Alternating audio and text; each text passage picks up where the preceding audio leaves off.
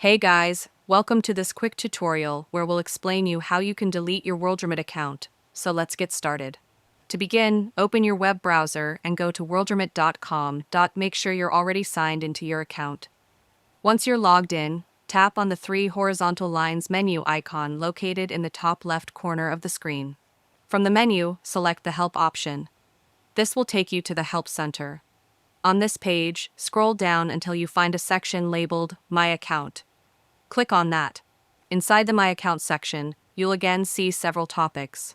Scroll down until you find the question, How do I close my Worldremit account? Click on this link to expand the instructions.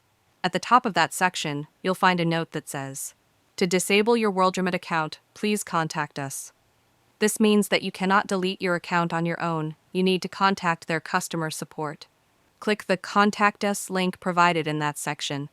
You'll be directed to a new page that lists all the Worldremit customer support phone numbers based on your region, whether you're in Asia, Europe, Australia, or elsewhere.